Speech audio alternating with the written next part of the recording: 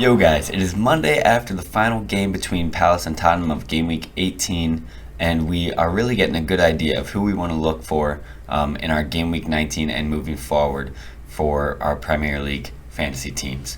So I hope you're all having a great holiday season and staying warm, but let's first talk about who turned up this week and who didn't and who looked like they definitely should be out of our transfer plans.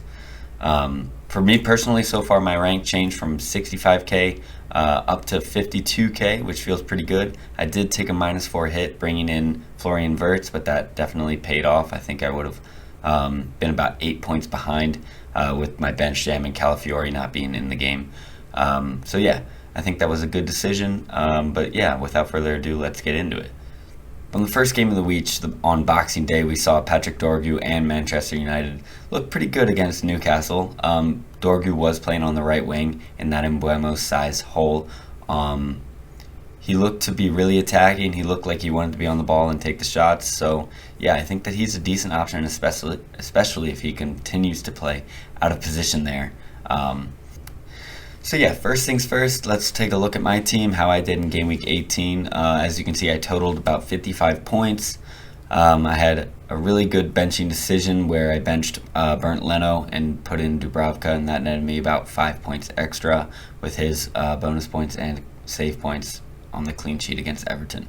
As far as the defense goes, Cucurella, Nico O'Reilly, and Diakite, who subbed in for Calafiori, all kind of looked really poor. I'm not that happy with the defense right now, but I don't think there's too much to be done. And now Cucurella, Rodon, and Calafiori are all flagged, so I do have some issues in my defense.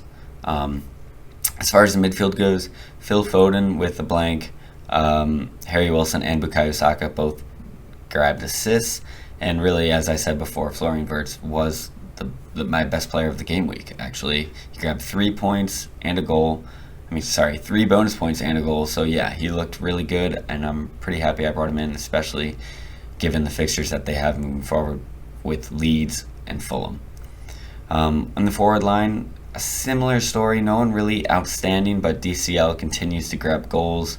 Ekitike grabbed an assist, and Holland blanked. So yeah, could have made a better captaincy decision, but really not too bad all in all. I think I am above average, and my safety score was, I believe, 52. So I am falling, but not too bad. So let's move forward and get into the transfer plans for the week and moving forward. I know that it is a really short week. Today is Monday. The next game is tomorrow. So yeah, we really need to be fast. Get these decisions made. So yeah, let's think about who we want to bring in, who we want to take out, especially with all the injuries that we're seeing over the week. For me personally, I really did like what I saw from Manchester United and Patrick Dorgu, especially playing out of position on that right wing. I think if he continues to play there, he could be a really solid option in defense and possibly help alleviate one of my benching decisions with all the injuries that I had. Another person in contention for me is Dello, kind of similar thing, just a bit more expensive.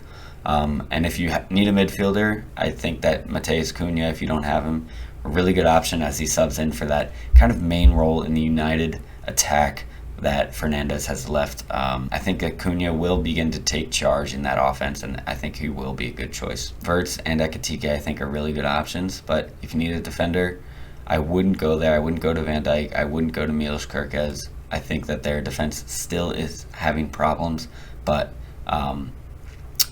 their attack is starting to clean things up and able to turn things around for them. With the return of Cody Gakpo from injury, he might become in contention for transfer plans, but I don't think you do that this week. It might be in a few weeks. We will see what he does and how much game time he gets in this next game against Leeds, and we hope that Wirtz does not lose that kind of sense of responsibility that he's developed in his absence and the absence of Mo Salah. Wirtz has created 30 chances so far this season, which is tied for 8th with Phil Foden and Jack Grealish. He has 1.13 XGA against Wolves, which was really good, and then definitely lower 0.33 against Tottenham the week before. So yeah, he's a bit unpredictable, but I think that he's really turning over a new leaf, so I am happy to have him in my team. And just the fact that he got 3 bonus points really speaks volumes, because I think anyone who gets bonus points and only has like, one return is really doing a lot for the team. And so personally, for me, that is kind of like an eye test indicator. I think Verts, if he gets on the score sheet, he will grab those 3 points, especially because Liverpool don't keep clean sheets, and so the defenders aren't really in contention for that. Alright guys, well I hope you liked my first ever FPL video. I will continue to make them going forward, and I hope you all follow along if you got this far. Let me know if you see anything that could be improved or advice you want to give me as well. I'm still learning how to use DaVinci Resolve and creating all these graphics myself, so I do expect this to be quite rough at the beginning, but I hope to see you in my next video after Game Week 19. So good luck and happy points chasing.